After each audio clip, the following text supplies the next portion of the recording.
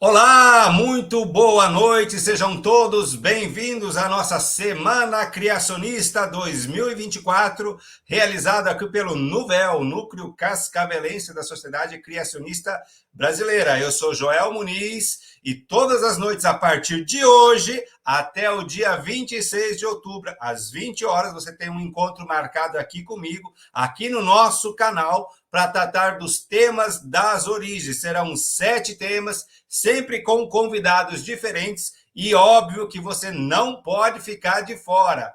Antes de mais nada, eu já gostaria de convidar você aqui a se inscrever no nosso canal, curtir o material caso você gostar do assunto e, claro, compartilhar esse vídeo aí com os seus amigos.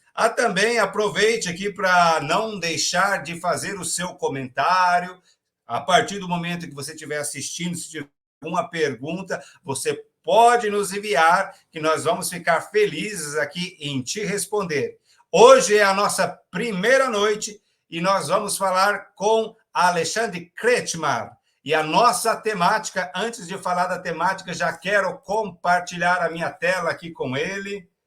Alexandre, seja bem-vindo. Olá, Joel, boa noite a você e a todos que fazem parte do NUVEL, né, o núcleo de Cascavel aí da Sociedade Criacionista Brasileira, e a todos que estão nos assistindo, né? Muito prazer ter você aqui, não só você que está assistindo ao vivo, mas você que está vendo também pós. Seja bem-vindo a esse vídeo, esse espaço aí para a gente discutir esses temas tão relevantes que são as nossas origens, né?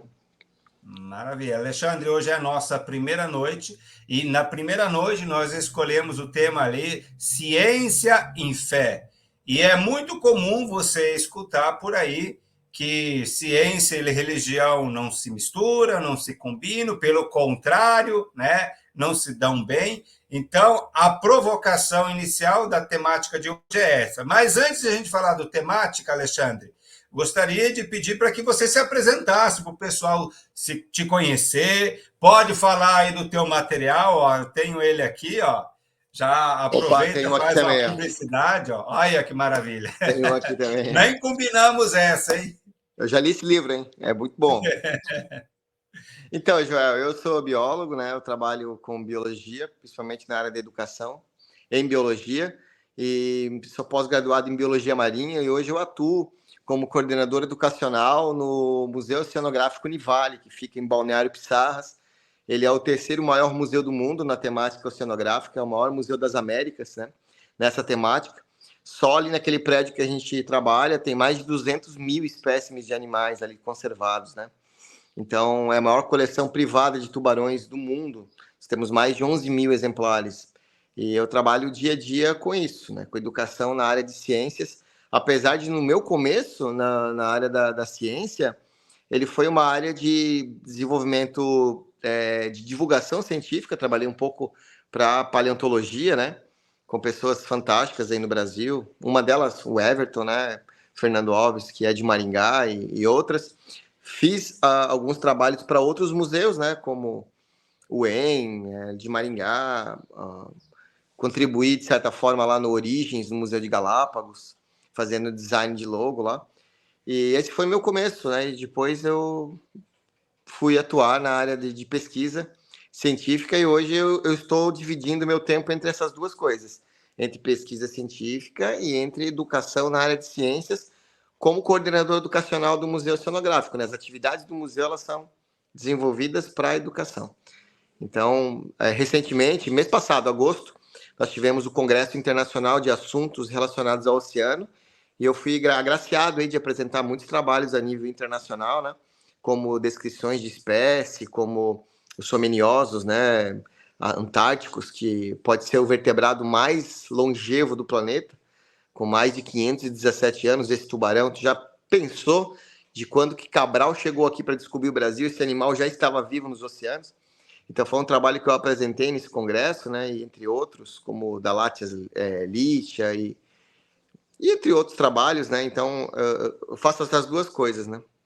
Pesquisa científica e educação na área de ciências, né? E graças ao bom Deus, e sou cristão, E esse fato de ser cristão tem me ajudado a desenvolver esse meu trabalho com bastante competência.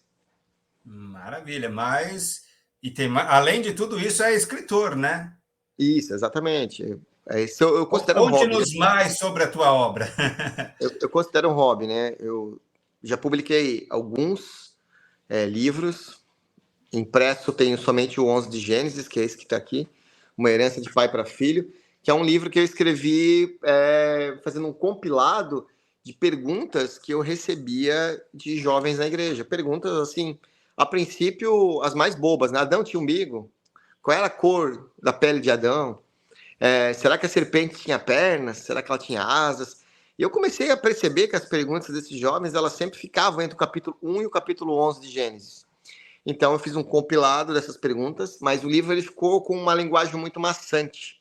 Então eu usei aí o estilo literário romance para poder escrever essa obra contando uma história onde que essas perguntas serão respondidas. Claro que eu usei elementos de histórias que realmente aconteceram, né, comigo, com meu filho, que se chama Gabriel, e aconteceram no meu ambiente de cosmovisão, no meu mundo, na minha cidade natal, na onde eu morei, as pessoas que viviam ao redor de mim. E queira ou não, à medida que eu fui escrevendo o livro, Deus foi me lembrando que haviam histórias do passado, onde que sementes, né, de testemunhos de pessoas foram colocadas no meu coração, e eu evidenciei isso no livro. Apenas eu só escrevi o que Deus já tinha me colocado, né, já tinha me dito no passado.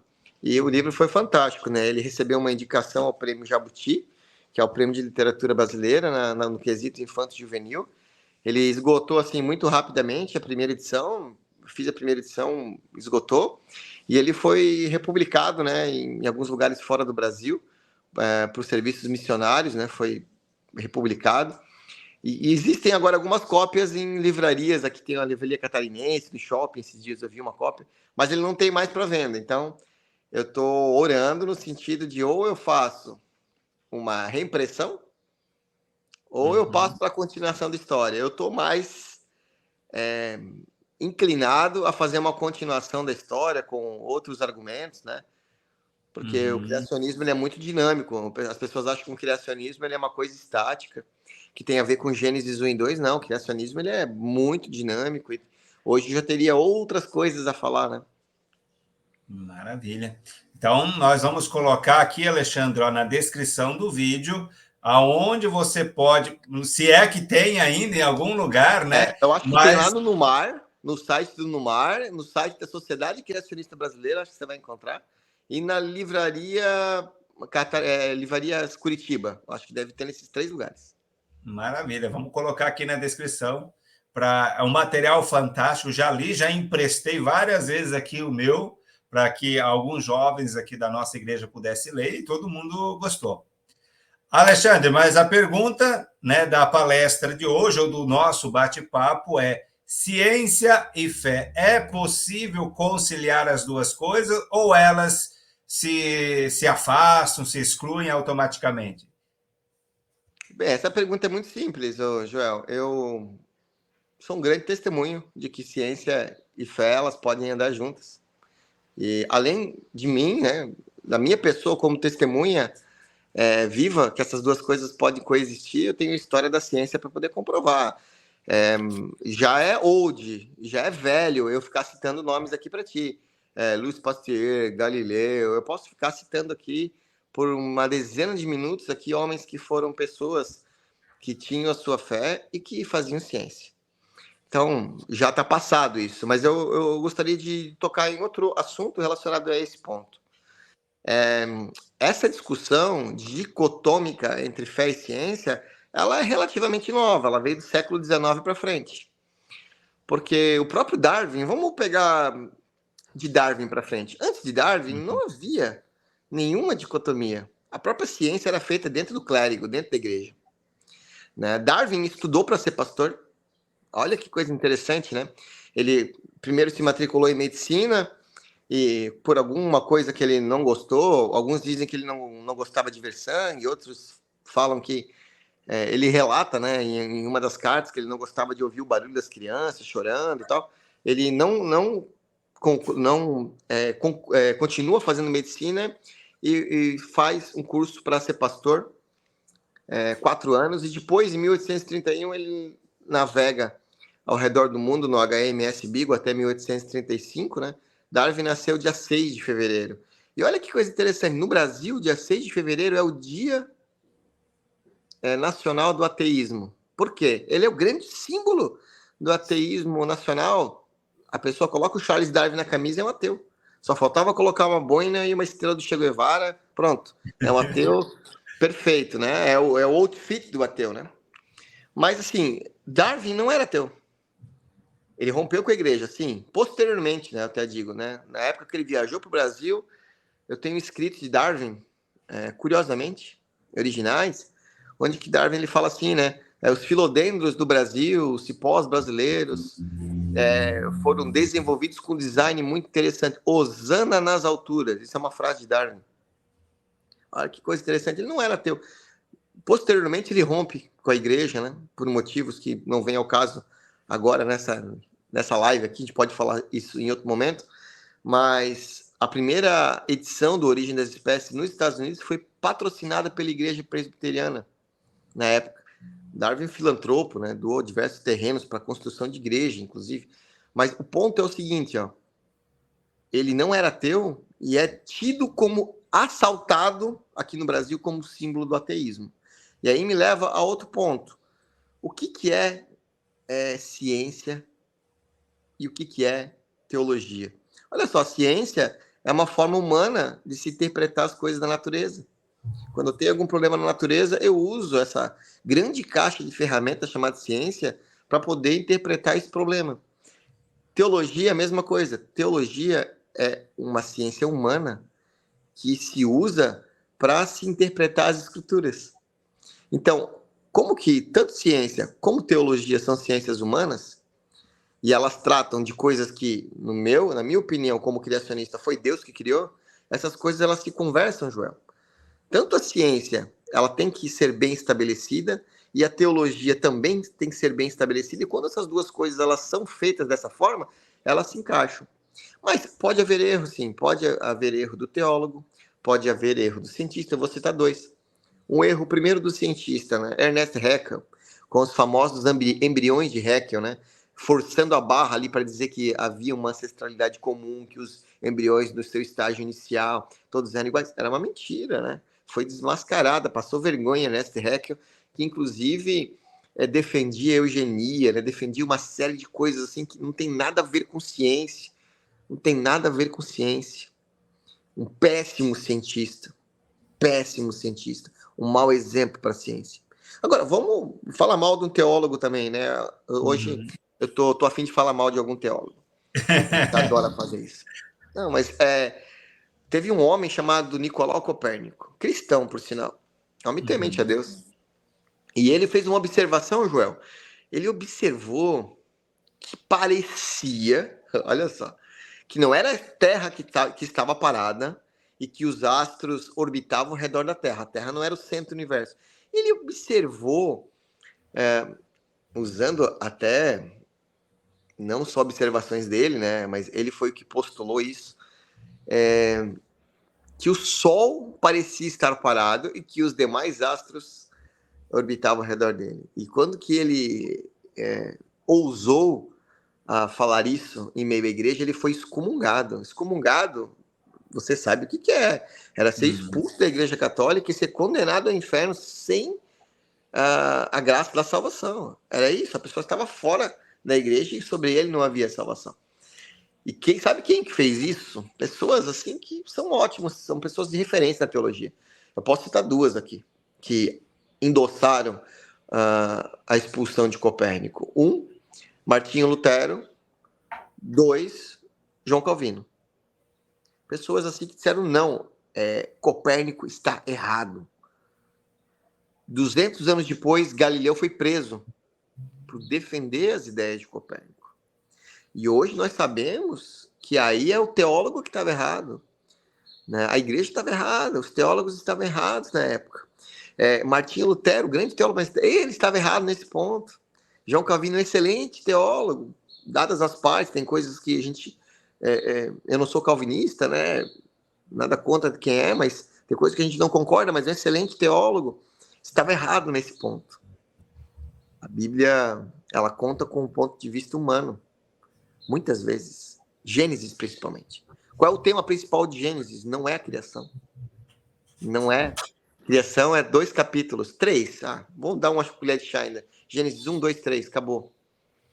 O centro do livro de Gênesis é a pessoa que nasce lá no capítulo 12, né? Abraão e a sua família, o desdobramento de como que Jacó se tornou pai de 12 filhos, né? De 10 filhos, depois José mais 2, e de como que esse povo aparece lá em Êxodo, né? Numeroso. O tema central do livro de Gênesis é esse.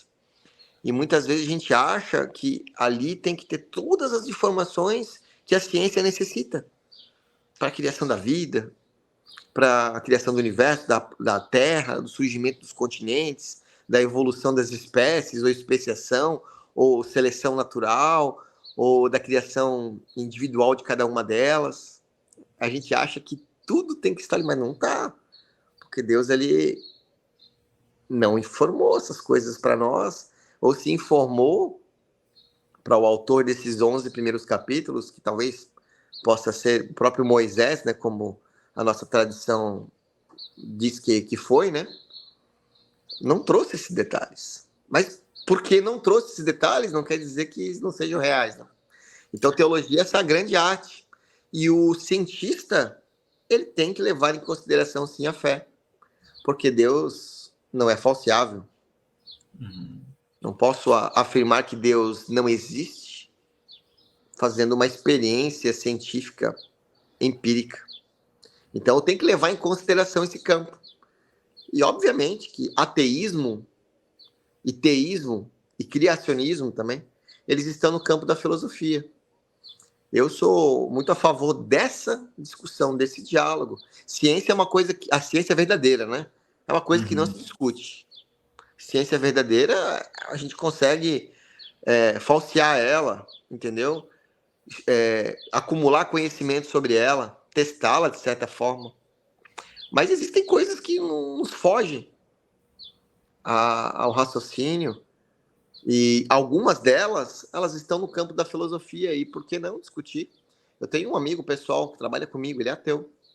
A gente conversa sempre, todo dia ao meio-dia. Ele diz por que ele é ateu, e eu falo por que eu não sou ateu. Ele tem bons argumentos, eu também tenho bons argumentos. Mas essa coisa de acreditar em Deus ou não, ela não tem nada a ver com bons e maus argumentos. Nós sabemos que aquele que convence é o Espírito Santo. Eu posso ter o melhor argumento do mundo. E como bom cristão, o que eu faço? Eu oro pela vida daquele rapaz. Acredito que talvez um dia Deus vai se revelar a ele como se revelou a mim.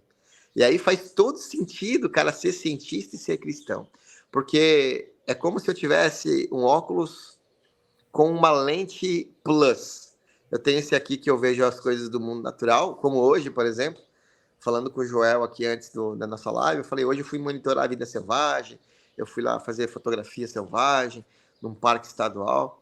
É a minha lente como naturalista, né? Eu sou um naturalista, eu sou um biólogo, mas ali naquele lugar hoje de manhã, eu pude olhar as coisas que Deus criou. Então é a minha lente como filósofo cristão, como homem de fé, como homem que teve uma revelação do Espírito Santo há anos atrás. Então eu estava vendo as coisas com duas visões, velho.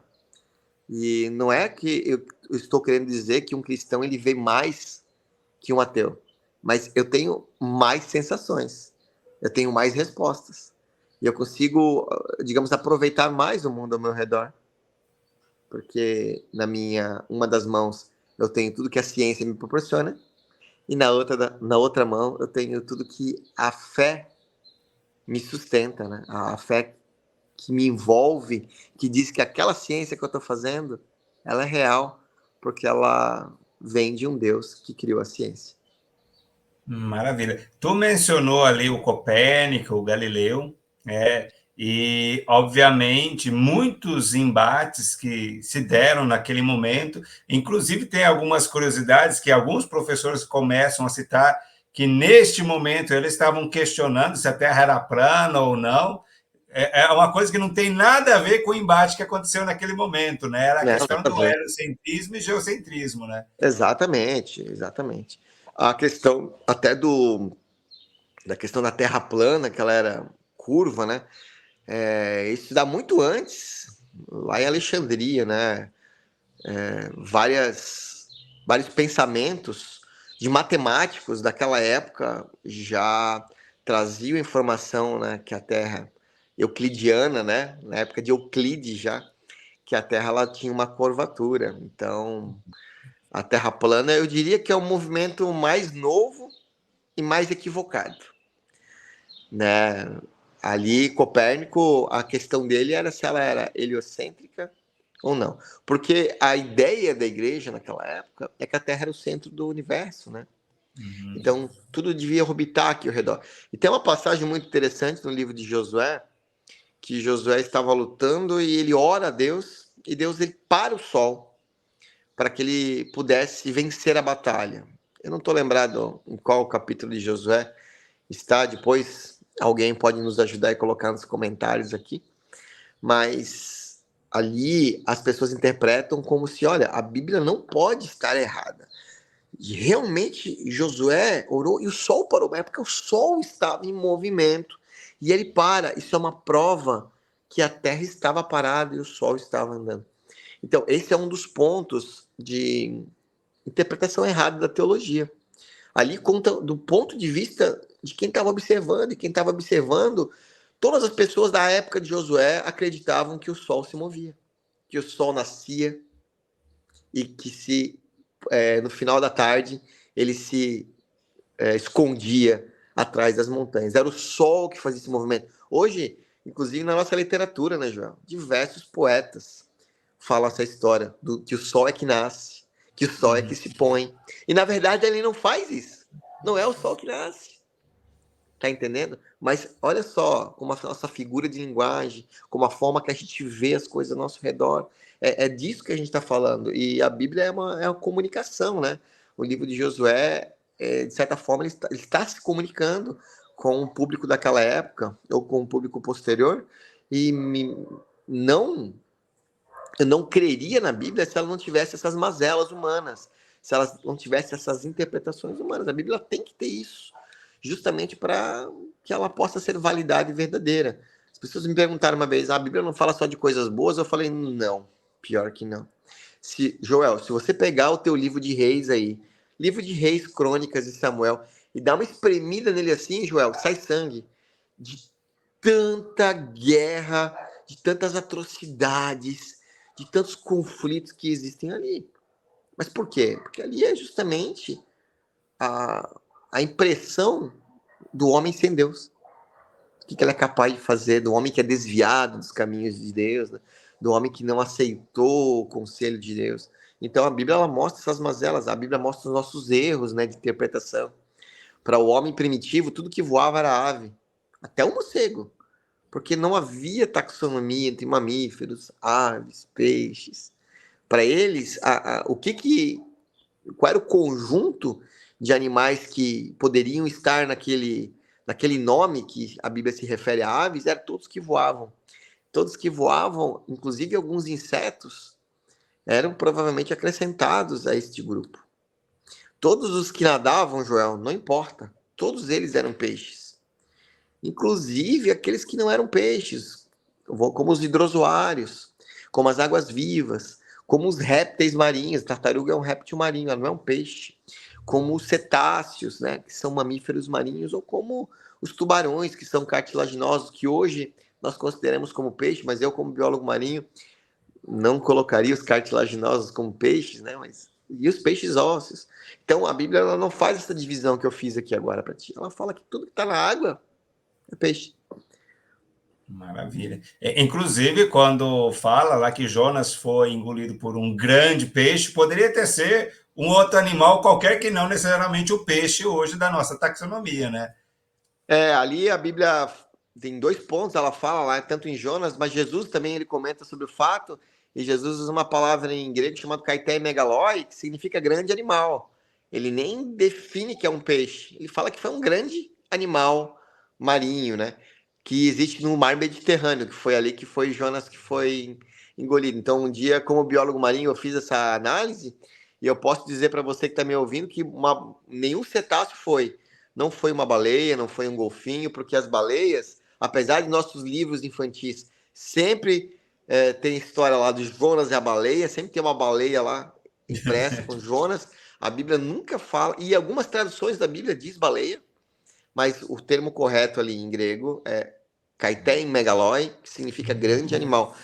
Então, as baleias, elas têm um esôfago muito pequeno, Joel, cerca de 20 centímetros, né? Então, nenhum ser humano poderia passar ali. E as baleias são filtradoras, né? Elas têm cerdas bucais, os misticetos, né? Então, não foi um cetáceo. O que pode ter sido, que é certamente a minha aposta, realmente o peixe, como o tubarão-baleia, por exemplo, que existe no Mediterrâneo a rodo, e ele faz uma sucção assim, né? E o metabolismo dele é muito lento. Ou uma cachalote, e olha só que interessante, cachalote é um mamífero marinho, mas não é uma baleia, né? Ele possui dentes, as baleias verdadeiras só possuem cerdas, não possuem dentes. Então o cachalote já tem histórias, mais de uma, de eles terem engolido Cachalote é pessoas. aquela do Moby Dick, não é? Exatamente, a do Moby Dick, o filme No Coração do Mar, que na verdade não é uma baleia, né? Mas ele era muito caçado no passado por homens por causa da sua gordura, né? A caça-baleia era principalmente uma caça contra o cachalote. E tem vários relatos de o cachalote engolindo pessoas vivas. E existe um relato de um inglês, acho que é James Bartley o nome dele. Ele foi engolido por um cachalote. Aí os marinheiros que estavam no barco seguiu o cachalote. Horas depois conseguiram capturar o cachalote, matar o cachalote e James Bartley, o inglês, ele foi tirado vivo dentro do cachalote. Então, eu não sei. Se eu pudesse me perguntar assim, Alexandre, o que tu acha que foi? Ou um tubarão-baleia ou um cachalote? De Uma ou acordo outra, com com aquilo. certeza. Exatamente. Isso que nós estamos falando dos animais que a gente conhece hoje, né? No Mediterrâneo, é isso. Poderia ser uma serpente marinha gigante, que está extinta. Poderia ser um outro animal que eu desconheço, né? Que está extinto, mas... Maravilha. Alexandre, voltando aqui para aquela temática, a gente deu um salto no tempo aí, e você falou que essa questão de dicotomia surge por volta ali de 1800, 1900, mas essa coisa foi bem reforçada, essa dicotomia foi bem reforçada pela academia. Por qual motivo? Para a gente chegar assim agora, fechando os nossos minutos finais. Acho que teve vários motivos, mas acho que pós-Darwin ali, com os movimentos sociais que estavam surgindo, inclusive, e com a tendência de retirar a pesquisa, assim, na época era só os naturalistas, né? O naturalista era o que fazia ciência, é aquele que estudava a natureza, e depois com essa retirada do clérigo, da igreja, essa capacidade de estudo científico, que eu acho que foi muito boa, eu acho que ela realmente, na época, serviu muito bem, estando o conhecimento científico na igreja, mas com o surgimento das universidades, é claro que o movimento natural seria de esse conhecimento científico sair das igrejas e ir para as universidades e se criarem disciplinas para poder discursar sobre essas mais diversas ciências que na época não havia, né? Era o naturalista fazia tudo. Eu acho que primeiro é isso, uma tendência natural de quando saiu da igreja e foi para as universidades, naturalmente isso haveria acontecer. Essa dicotomia. Essa é a primeira razão. A segunda é com o fim o fim da época da igreja, o início do materialismo, de certa forma, há uma tendência das pessoas, principalmente voltadas ao meio acadêmico, de filosofarem menos acerca da espiritualidade, rejeitarem um pouco as explicações que envolviam algo sobrenatural e focarem mais nas explicações materialistas. Isso foram algumas décadas assim, viu, Joel? E houve um reaquecer disso após a Segunda Guerra Mundial.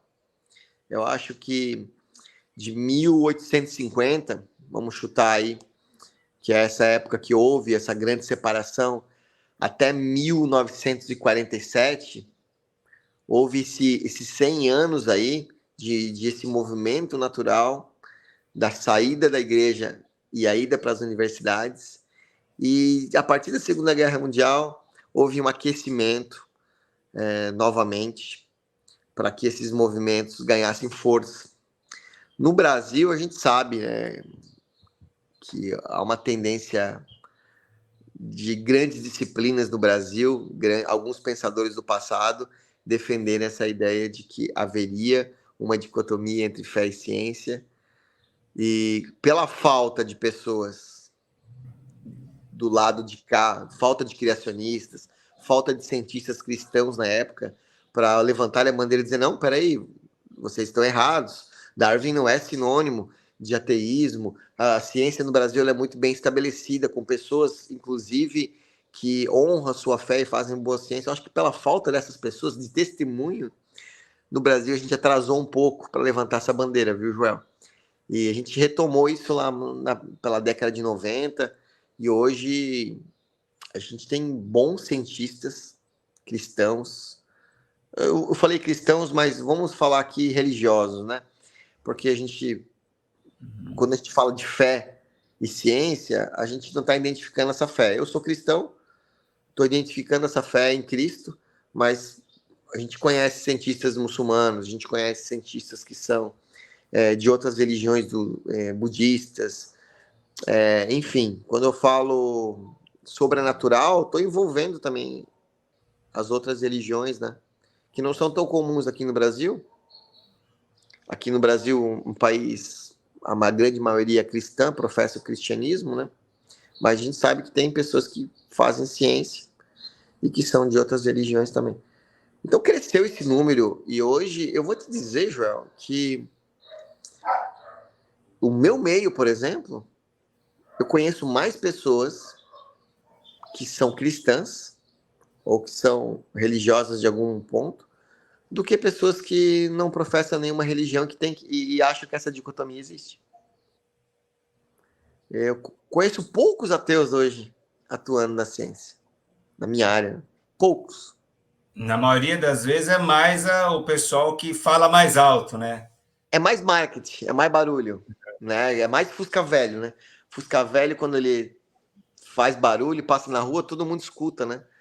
Mas no Brasil, eu acho que não é assim. Eu vou te dar um dado aí para vocês pesquisarem depois.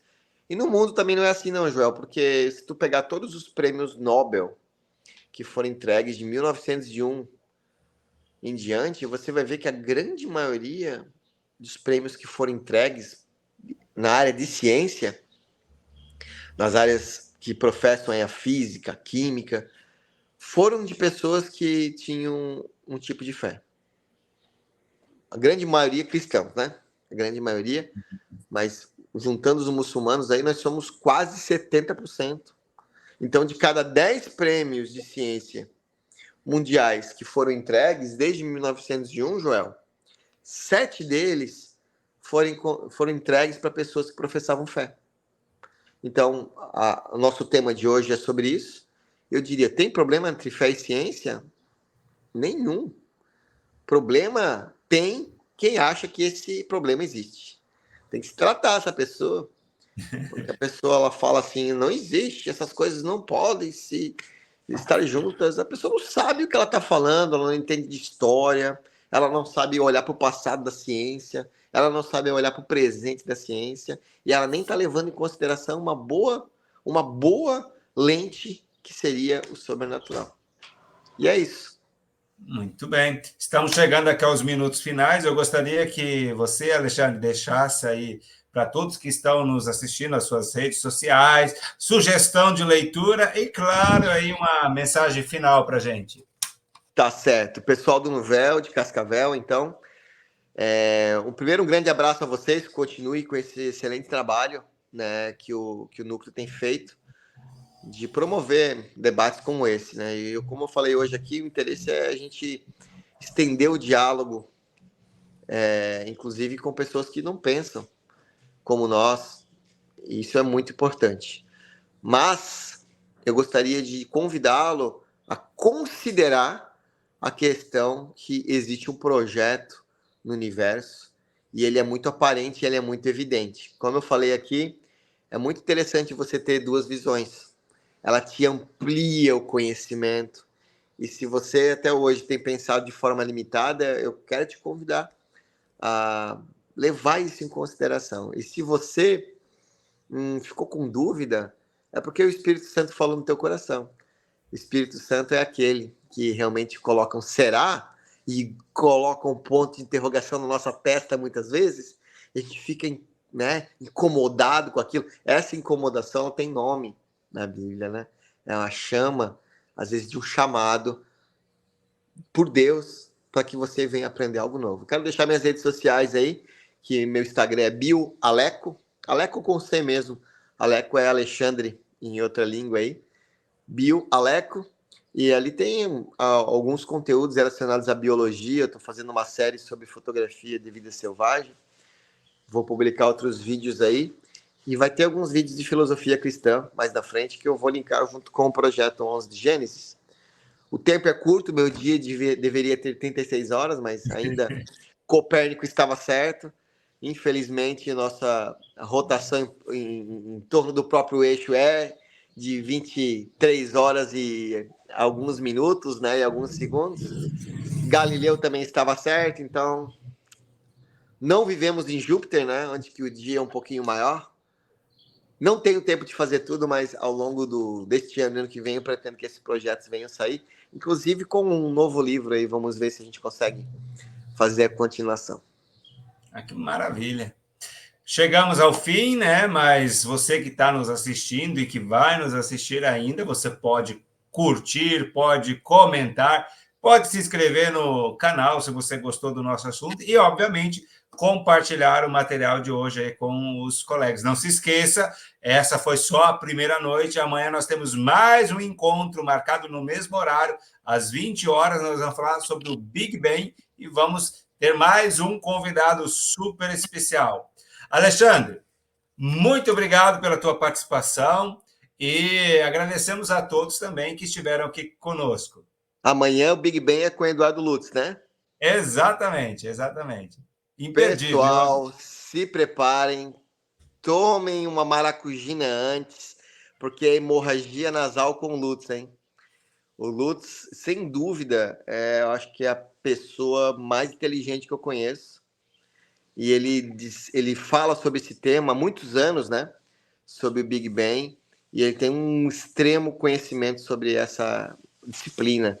Então, vai ser muito legal de amanhã, não percam. Maravilha. Alexandre, abraço, muito Joel. Obrigado. Abraço e nos encontramos amanhã às 8 horas. Até mais. Tchau, tchau.